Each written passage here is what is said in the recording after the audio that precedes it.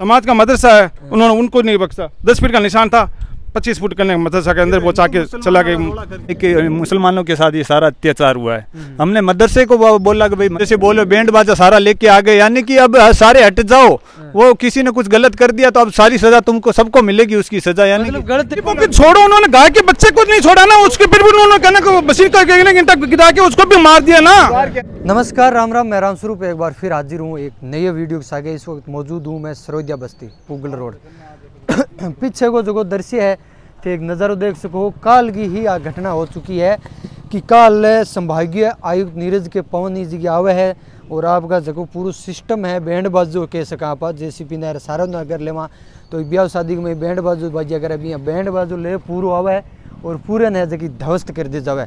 और बिंग मैं जायज़ बात की अगर जो आप बात करा तो आगे बतावनी आ बात है कि दोनों पासे को नहीं करी, एक तरफा कर दी। जगह निशान लगा तोड़न की बात ही, या फिर आप बात करा तो दूसरी जगह कई जगह जगह सड़क के अंदर आने लग रही है जगह बंद भी थोड़ी कोनी। आप ग्रामीण बातचीत भी करांगा। नमस्कार भाई साहब, मेरा नाम शफी मोहम्मद है। जो कल आए थे उन्होंने बेतुकी अत्याचार किया इन्होंने। हमने उसके पास दरखास्त भी की, उन्होंने अपील भी की, तो हम दोनों लेंगे तो दोनों साइड कार्रवाई करेंगे। फिर भी आके वो एक साइड कार्रवाई करके इनको दहशत करके चले गए।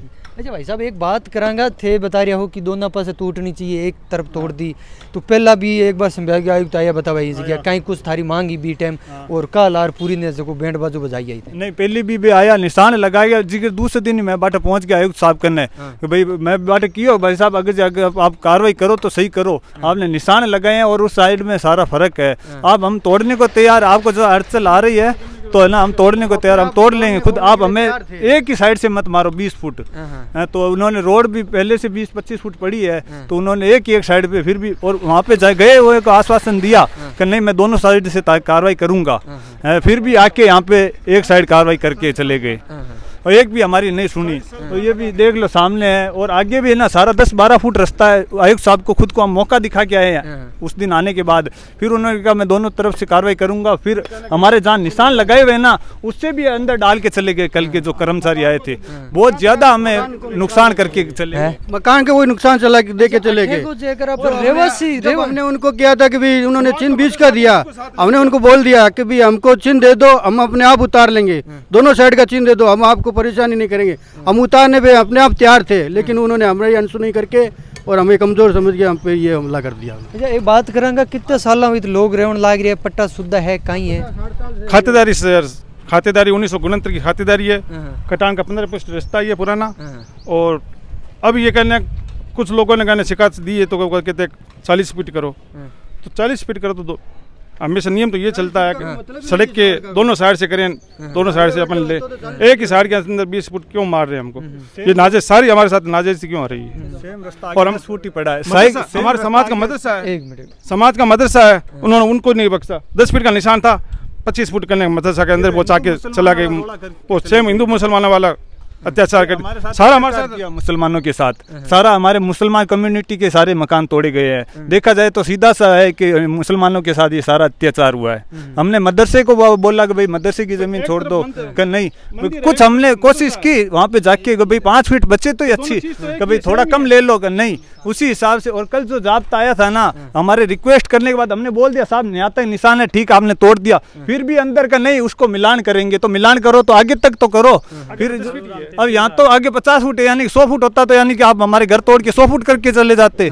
ये सारा तो कर नहीं सकते। मतलब दोगलापन हुआ है, सारा दोगलापन हुआ है, सारा दोगलापन हुआ है। हमने जाके आयुक्त साहब के ऑफिस में जाके हमने ये बोल दिया आयुक्त साहब हम तोड़ने को तैयार, आप हमें सही ढंग से निशान दे दो और आप एकदम सीधा रास्ता कर दो, हम तोड़ के अंदर ले लेंगे। नहीं सुनी फिर वो। अच्छा एक भाई साहब दोगलापन हुई है तो अठे का मंत्री जी है बाऊ की कुछ वार्तालाप जी बात हुई। कल्लो जी ने कहा आयुक्त साहब से बात भी की थी, हमारे सामने बात की थी कि कुछ नहीं होगा, हमें आश्वासन दिया था। ना तो आज कल्लो जी ने कल फोन उठाया ना वो यहाँ पे मौका था वारदात किया और हमारे साथ पूरा अन्याय हुआ है। अच्छा नुकसान की बात करा तो कितों के कुछ नुकसान हुआ? नुकसान तो सर बहुत कुछ हो सका। सरकार ने बाड़े के अंदर गाय खड़ी थी, गायों को भी नुकसान पहुंचाए। बच्चा तो वो ये दीवार के नीचे उन्होंने दाब के मार दिया। गाय का बच्चा था तो उसको कोई नहीं बख्शा, उनको भी उसको भी कहने उसके दीवार के नीचे दाब के और मरा दिया, कुछ मौका ही नहीं दिया, एक सेकंड बचा दिया। जब तक उन्होंने गाय को नहीं बख्शा तो किसको बख्शेंगे वो? अब बोलते तलवार निकाली तो तलवार किसी एक ने निकाली, चलो उन्होंने गलती कर ली, वो भुगत थाने में भी जाके आएगी अपनी, तो इसकी सजा सारे मोहल्ले को दे दी, यानी सबको दे दी। तो बोलते तलवार निकाल ली, इसके गुस्से में, यानी कि तुम तलवार एक ने निकाल ली तो आप सारे गाय हमारी माता है, हम गायों का बिजनेस है, हमारे लिए तो सब कुछ यही है। उन्हें गाय के बच्चा तक तो हटाने का मौका नहीं दिया, उन्होंने उसको भी कहना कोई उन्होंने दीवार के नीचे देखे उसको भी खत्म कर दिया उन्होंने, यानी क्या किसी की सुनी ही नहीं। अच्छा एक बात करेंगे, अठे को पार्षद है, अठे का मंत्री जी है, और एक तरफ है सुनने में आ रही है कि संभागीय आयुक्त है जो गरीबा मत बुलडोजर चलाने लग रही है। बिल्कुल यही है भाई, यानी कि कमजोर के साथ अत्याचार हो रहा है, पैसों वाले के साथ कुछ नहीं। यही देख लो, सरासर यही हुआ है। ये हो रहा है सर, बाड़े के अंदर 200 गाय खड़ी है।